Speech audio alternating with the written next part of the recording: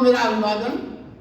भगवान इस 16वें अध्याय में, जिसका देवासुर संपदा विभाग योग नाम है, आगे कहते हैं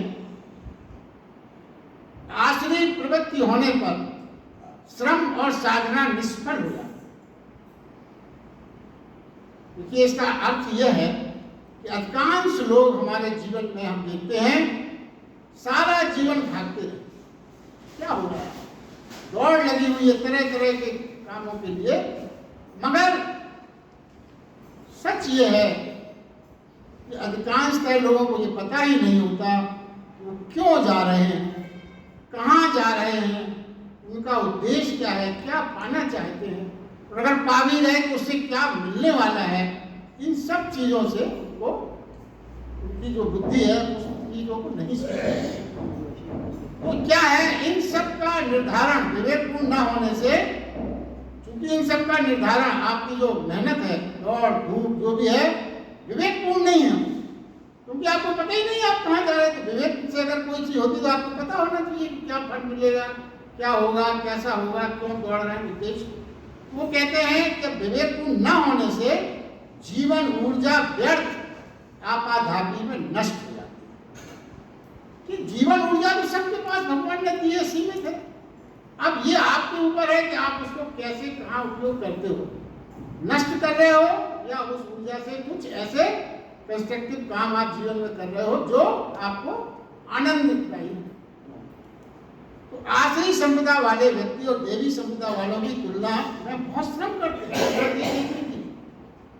जो आश्रयी संपदा वाले हैं बहुत मेहनत करते हैं, बहुत श्रम करते हैं। अब देखिए, बहुत सरलता से अगर समझें तो भगवान बुद्ध तो पेड़ के नीचे बैठे, सारा ज्ञान उनको उस पेड़ के नीचे हो गया और वहीं से उन्होंने सबको सारा ज्ञान की बातें जितनी भी थी सब वहीं से बताई। तो शारीरिक श्रम तो उसमें कुछ नहीं दिखता, मगर जरा Hitler, Timur Lang, Genghis Khan, इन लोगों की, सिकंदर, इन लोगों की श्रम के बारे में कितना श्रम उन्होंने किया। पूरी दुनिया को जीतना, लड़ना, युद्ध करना, बड़ा श्रम किया। तो क्या है कर्तव्य, क्या है इसकी रूपरेखा न होने से श्रम व्यर्थ चला जाता है। ये नियम है। कर्तव्य की हमने परिभाषा कल समझी थी, उसको पुनः दोहरा दें। कर्तव्य क्या है, इसके बारे में भी भ्रम रहता है। जब आपको आपके जिस कामों से आपको और आपके आसपास के लोगों को आनंद प्राप्त हो, वही कर्तव्य। और यदि आपको स्वयं और आपके आसपास के लोगों को आनंद की प्राप्ति ना हो तो वो अकर्तव्य की श्रेणी में आ जाए। बहुत सिंपल सा है, जिसका परीक्षण आपको समय समय पर करते रहना चाहिए। और क्या कारण है? और कारण यह है कि आश्रयी संपदा वाले बाहर और भीतर से शुद्ध नहीं होते और शुद्ध भाषण नहीं होता। देखिए, जब आप चीजों को छीनने, अनाधिकृत रूप से अधिकृत करने की दूसरों की चीजों को, तो आप फिर सत्य तो बोल ही नहीं सकते, क्योंकि वहां तो आपको झूठ का ही सहारा लेना पड़ेगा और बाहर और भीतर शुद्धि भी नहीं हो सकती। क्योंकि अगर आप शुद्धि करोगे तो दूसरों का हक कैसे छीनो? छल कपट प्रपंच षड्यंत्र ये सब तो आपको आवश्यक है, सब चीजें संसारिक चीजें प्राप्त करने।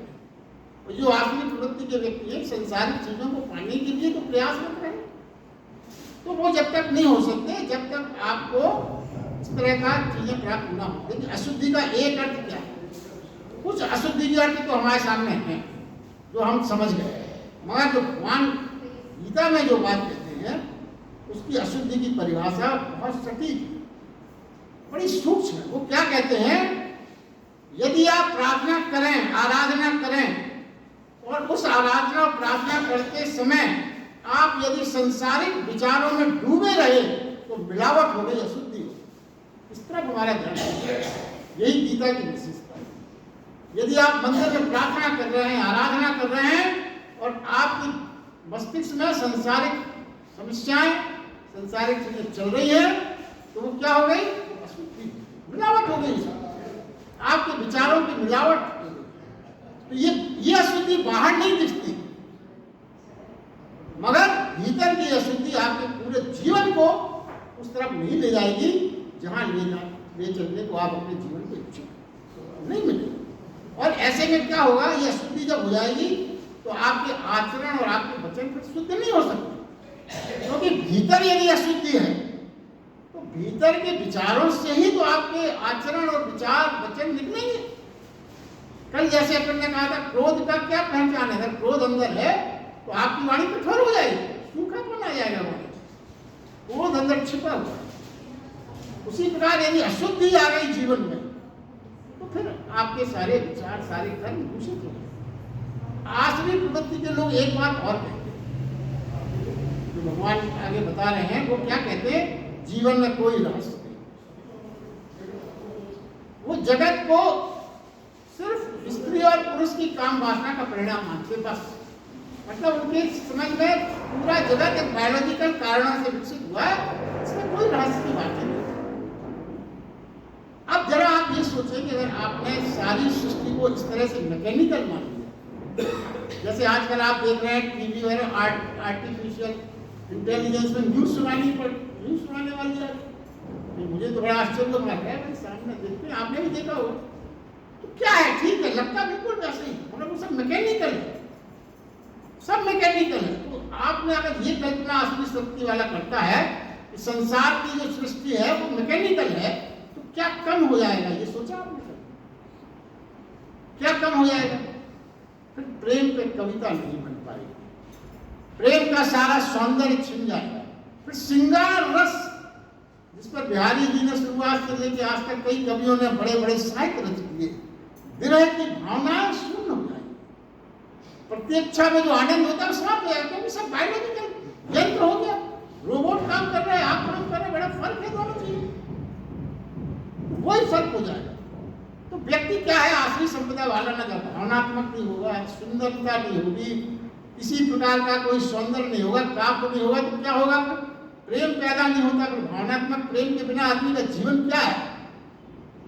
अगर आपके व्यवहार में, आचरण में भावनात्मक प्रेम नहीं है तो विरक्ति, आप अंदाज लगाइए आपके जीवन का क्या रस रह गया।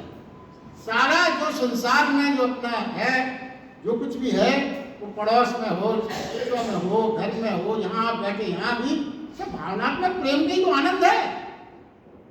अगर सब मशीनें बैठी हैं तो क्या भावनात्मक आनंद होगा?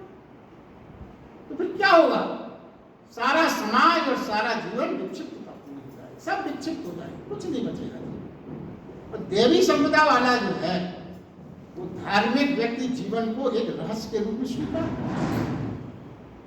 देवी संपदा से युक्त जो होगा वो जीवन में एक रहस्य है, इसको स्वीकार करता है। कैसे स्वीकार करता है? वो मानता है कि भीतर आत्मा सदा अनजानी रह जाती है और वह उसे परमात्मा का एक अंश मानता है, स्वीकार करता है। तो देवी संपदा युक्त वो स्वीकार करेगा कि हमारे अंदर परमात्मा का अंश है, और यही चेतना अगर हमारी हो जाए कि परमात्मा का अंश हमारे अंदर है, तो आप अपने अंदर क्रांतिकारी रूपांतरण महसूस करोगे। ये हम सिर्फ सुन लेते हैं, पढ़ लेते हैं, मगर इसको पूरी शिद्दत से हम स्वीकारते नहीं। अगर हमको ये पता लग सत्य से स्वीकार कर लें, अगर आप हमारे अंदर परमात्मा अंश है, ऐसे काम आपसे हो ही नहीं सकते। फिर कैसे करेंगे? आज आप अपने जीवन में देखिए, सब कोई जगह परमात्मा है, हम तो सब मानते हैं, मगर कहने की बात है। आप कोई चीज, जैसे कोई रिश्वत ले रहा है, कोई दुराचार कर रहा है, कुछ कर रहा है, तो सन्नाटा ढूंढता है, एक कोई देख ना पाए, हमारा सब काम हो जाए। जो भी काम छिपाने योग्य हैं उनकी विस्तृत चर्चा पर नहीं करते। कुछ काम ऐसे जीवन में होते वो जब तक सही है, जब तक किसी ने देखा ना हो, दिख जाएगा तो फिर गलत हो जाएगा, तो छिपा के करते हैं। अब अगर आप छिपा के काम कर लेते तो बड़े आनंदित रहते हैं ज्यादातर, अधिकांश लोग, तो भाई चलो निपट गया, हो गया। आपने, अगर आप वास्तव में परमात्मा को मानते होते तो उस समय आपके अंदर भाव आना चाहिए था, इतना एकांत तो हो ही नहीं सकता जहां परमात्मा ना हो।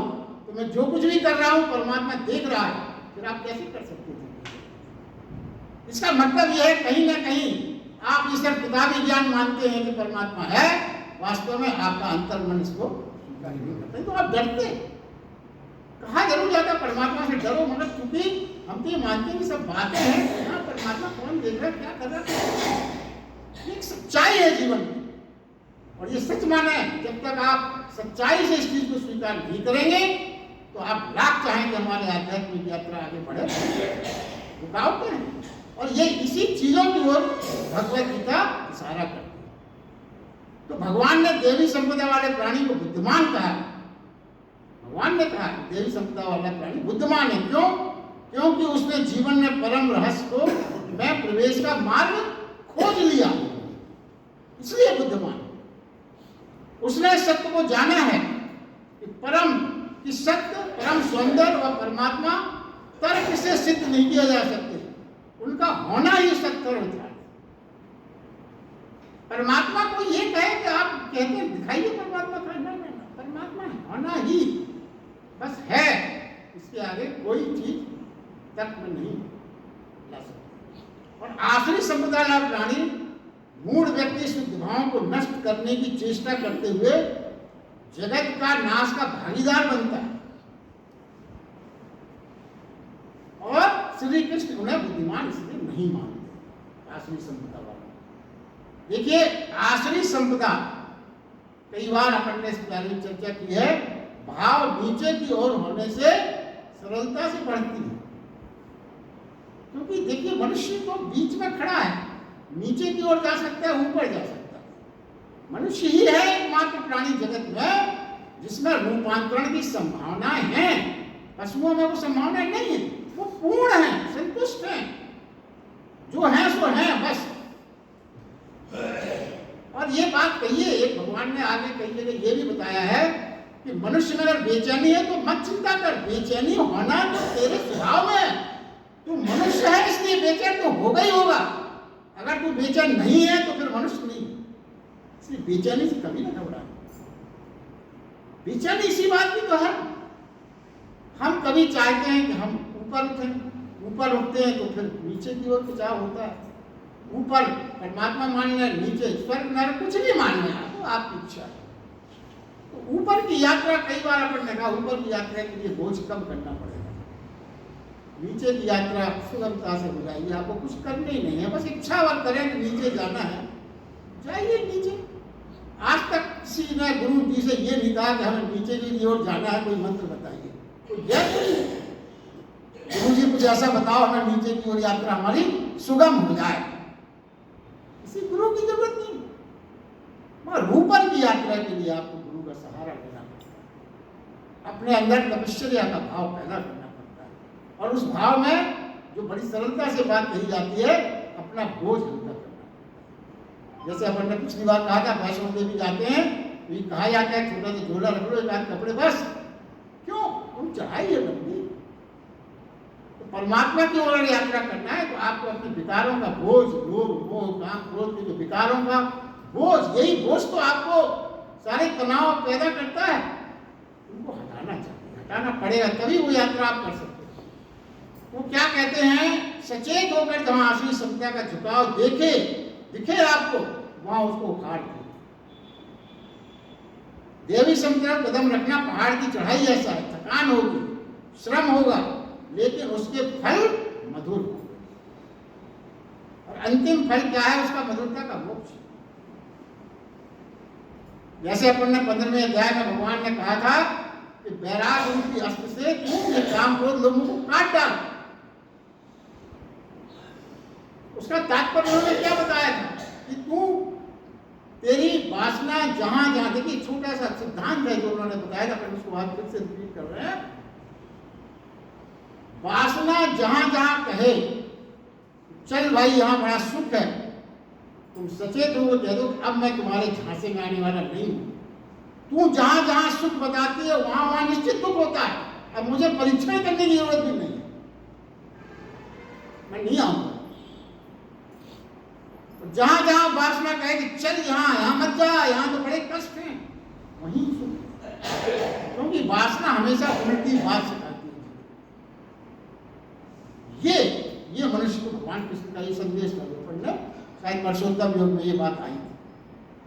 आगे भगवान कहते हैं, और मनुष्य दम्भ मान मत से युक्त हुए किसी प्रकार की पूर्ण न होने वाली कामनाओं का आसरा लेकर तथा मोह से मिथ्या सिद्धांतों को ग्रहण करके भ्रष्ट आचरणों से युक्त हो संसार में रहते हैं। तथा मरणोपरांत रहने वाली अनंत चिंताओं को आश्रय किए हुए विषय भोगों को इस तत्पर हुए इतना मात्र आनंद है, ऐसी बातें मानते हैं। इसलिए आशा रूप सैकड़ों बंधनों में बंधे हुए काम क्रोध परायण विषय भोगों की पूर्ति के लिए अन्याय पूर्वक धनादि के पदार्थों का संग्रह करने की चेष्टा करते। देखिए, इसको ये अर्थ अपन ने पढ़ा, इसका विश्लेषण किया जाएगा।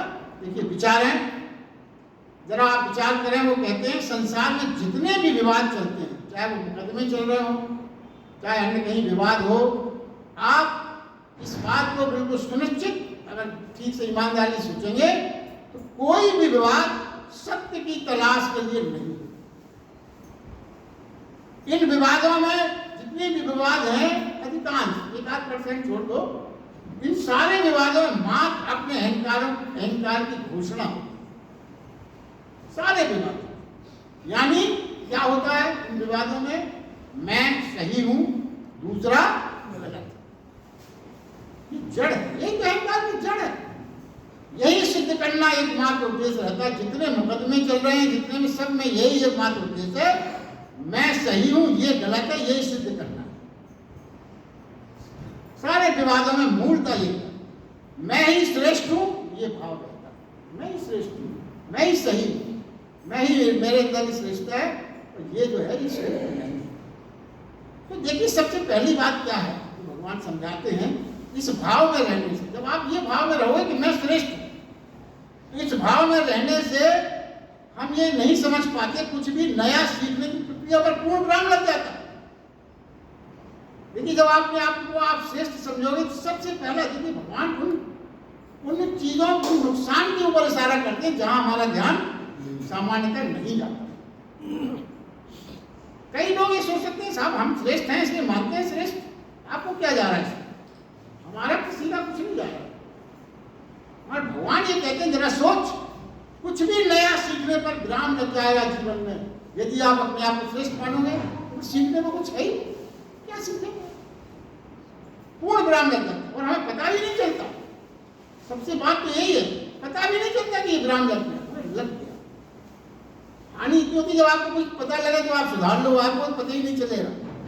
अगर वो विराम लग गया आप कुछ भी नया नहीं सीख सकते। और यहाँ तक भगवान कहते हैं शिष्यत्व और समर्पण, जिसकी बात बार बार कही गई, वो घटित नहीं हो सकता।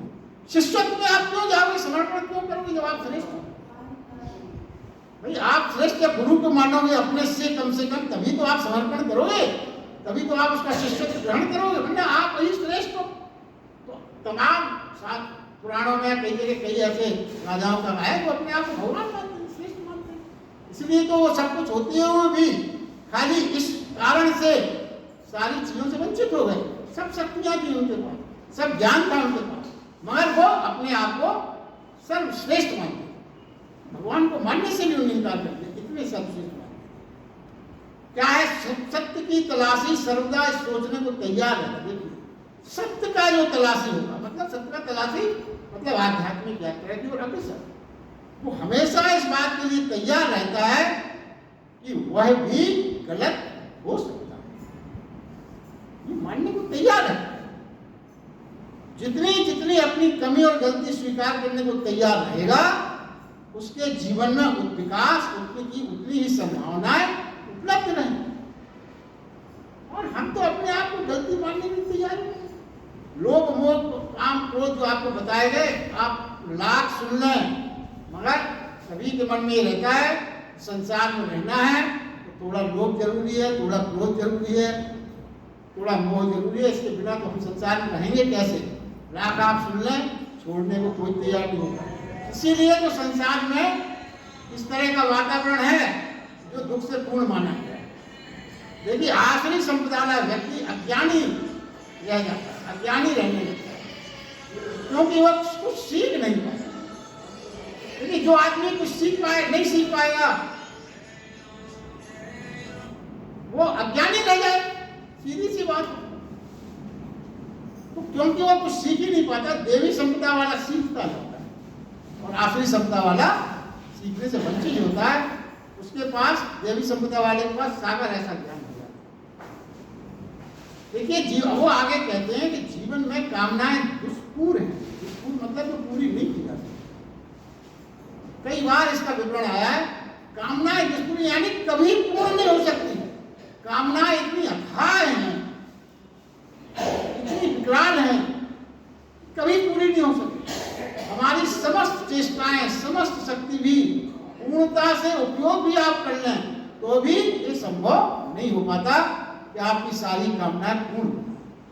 एक कामना पूर्ण होते हुए ही दूसरी कई कामनाएं हमको लिखने लगती है कि ये क्या है, कुछ नहीं, क्योंकि जहां जो मिला वो हमारे लिए व्यर्थ सा हो जाता है। जब तक नहीं मिला, जब तक बड़ा आनंद था, उसमें बड़ी चेष्टाएं थी, बड़ा सुख था, और मिलते ही उस कामनाओं का जो रस हमने कल्पना में किया था वो विलोपित हो जाता है। आसरी क्षमता वाला व्यक्ति जो है वो जीवन की गति उन्हीं वासनाओं में, उन्हीं कामनाओं में, कि आकर्षण में उन्हीं के सहारे चलता है जिसका कभी कोई अंत नहीं।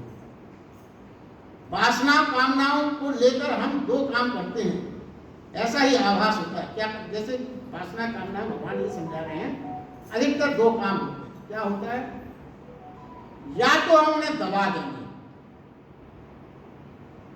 यह तरीका बिल्कुल असफल है, क्योंकि वह जन्मों तक आपको धक्का देगी कि मुझे पूरा करो, मुझे पूरा करो। लेकिन कई बार ऐसा होता है, अपन बहुत सी चीजें दबा देते हैं, कई कामनाओं को, कई दबा देते हैं, सोचते दब गई तो ठीक है, अभी फिलहाल तो काम चला, मगर वो दबी है, वो मौका पाते ही वो आपको धक्का देगी कि चल बहुत दबी है, कर कर कर, आप फिर उससे मुक्ति नहीं पा पाओ। तो दूसरा क्या है, या तो आप दबा दो, तो लोक लज्जा मर्यादा में लोग यही करते, दबा देते, होता तो मन में बहुत कुछ है, मैं दबा देते। या फिर उन्हें पूरा करो, तो पूरा करने की तो फिर आपने पूरा किया भी तो मांग और आगे बढ़ जाएगी, क्योंकि ये तो आप पूरा तो कर ही नहीं सकते, पूरा करना असंभव है, बिल्कुल असंभव, पूरा किया ही नहीं जा सकता। फिर तीसरा एक रास्ता जो गीता में भगवान ने बताया है वो समझने का है, जो हम अपनाते नहीं हो। क्या है वो, ये कहते हैं ना तो दबाना है कामनाओं को, ना पूर्ण करना है कामनाओं को, मात्र साक्षी भाव से देखना है, ना लड़ना है ना गुलाम बनना है, मात्र साक्षी भाव से देखना है। जितना साक्षी भाव गहरा होगा, वासना की जड़ें मूल से नष्ट होती हैं। देखिए वो आगे कहते हैं, भोगी और त्यागी दोनों बंध जाते हैं। देखिए धन, त्यागी ने क्या किया, धन को छोड़ा, वहां धन है। भोगी ने क्या किया, धन से उपभोग किया, राग किया। तो धन तो दोनों में कॉमन है, एक ने छोड़ा एक ने भोगा। मगर वो क्या कहते हैं, साक्षी का मतलब ये है कि दोनों धन से ही मुक्त हो गए, क्योंकि ये भाव, यही भाव तो वैराग का है, दोनों से पार होना, ना उसमें भोग का ना त्याग का, दोनों बातों से जो पार हो गया वही वैराग हो गया। और वैराग होना ही साक्षी भाव का अर्थ ही है। देखिए कई लोग सोचते हैं, आपके मन में भी ये बात आ सकती है कि साक्षी भाव से फिर अगर हम देखेंगे तो होगा क्या। बहुत सूक्ष्म विज्ञान है हर चीज का। भगवान ने कोई चीज आपको, हमें आपको वैसे नहीं दी।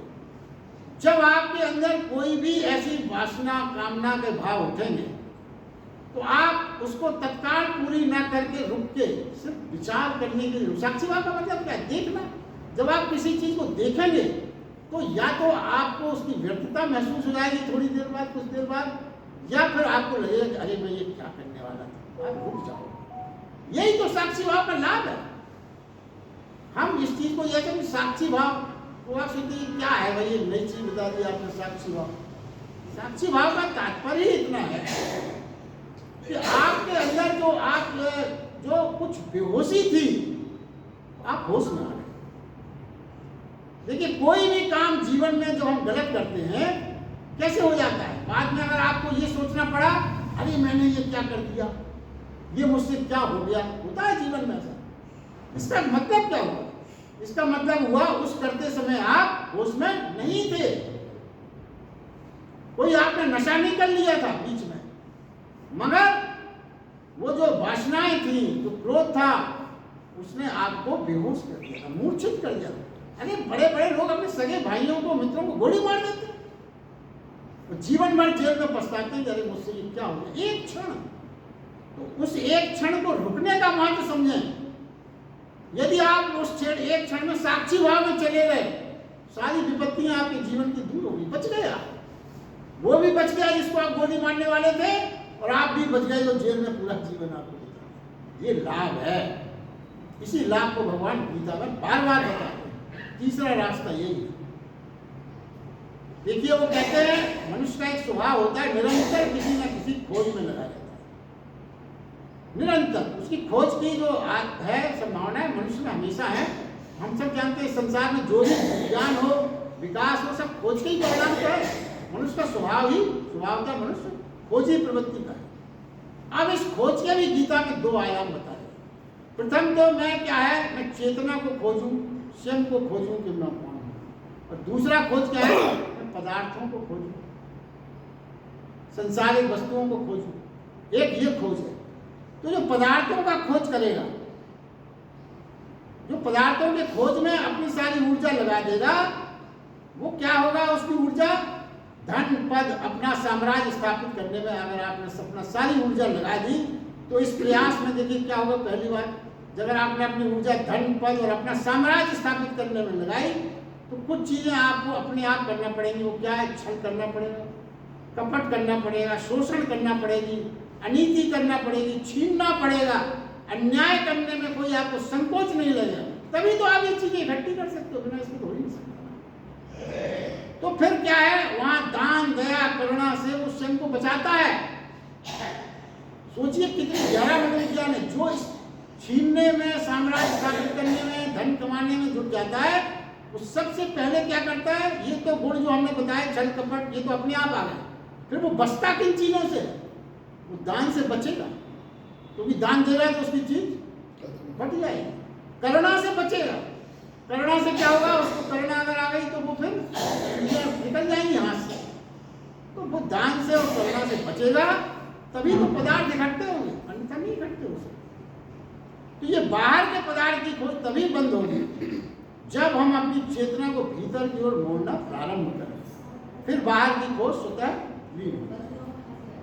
पदार्थ की खोज दूसरों को छीनकर, और परमात्मा की खोज स्वयं को निखार कर होगा। कितना सूत्र है, आप फिर से सुने। पदार्थ की खोज दूसरों से छीनकर, परमात्मा की खोज स्वयं को निखार कर ही संभव है। ध्यान रहे, दोनों खोज, एक चीज और भगवान कह रहे हैं, ये ध्यान रखना कि दोनों खोज साथ साथ नहीं चल सकती, और हम सब दोनों खोज साथ साथ चलना चाहिए। कहते दोनों खोज साथ साथ नहीं चल सकती, ये आप समझ लें। इसका अर्थ क्या है, दोनों खोज साथ साथ नहीं चलती, इसका क्या अर्थ हुआ कि संसार से पलायन कर दे, सब वस्तुओं को छोड़ दें अगर साथ साथ नहीं चलती। क्योंकि हम तो संसार में हैं, संसारिक वस्तुएं तो अनिवार्य है हमारे साथ, है ना, बिना उसके तो हम जीवन नहीं जी सकते। और आप कहते हो कि इनको छोड़ दो, तो क्या है मतलब, इसका मतलब मात्र इतना है, संसार से पलायन इसका मतलब नहीं है, वरन पदार्थों की पकड़ से मुक्त होना। पदार्थ पास में हो ठीक, छिन जाए तो भी ठीक, दोनों के पास, यही वैराग्य है। और चीजों के प्रति आपका राग ना। एक छोटी सी कहानी सुना के आपको आज की बात पूरी करते हैं। एक सेठ जी का घर था, दीवार घड़ी लगी हुई थी। नौकर सफाई कर रहा था, आसपास को झाड़ू, वो दीवार घड़ी गिर गई, टूट गई। अब जैसी दीवार घड़ी गिरी तो वो नौकर थोड़ा सा चिंतित हुआ, तो उसने कहा बहुत पुरानी घड़ी थी, टूट गई। कहेंगे अगर मालिक नाराज हो, क्या कहेंगे, मालिक बहुत पुरानी घड़ी थी, अब क्या करें, टूट गई तो कोई बात नहीं। मालिक आए, उन्होंने कहा अरे घड़ी टूट गई। बोले हाँ। अरे बोले क्या होता है, मैं कल ही नई घड़ी लाया था, मैं सोच रहा था ये घड़ी तुझको दे दूंगा आज। तो क्या वो नौकर एकदम दुखी हो गया। जिस घड़ी टूटने पे उसको पहले कोई चिंता नहीं हो रही थी, बल्कि खराब पुरानी टूट गई, क्या हो गया, एकदम दुखी हो गया। क्यों? अब उस घड़ी से उसका राग जुड़ गया। मुझे मेरी होने वाली थी, मुझे मिलने वाली थी, ना टूटती तो मैं घर ले जाता। यही जो पदार्थों से राग का बात बताइए। आज के लिए बस इतना ही। क्योंकि अपन को आज जन्मदिन भी मनाना है, सुनना है।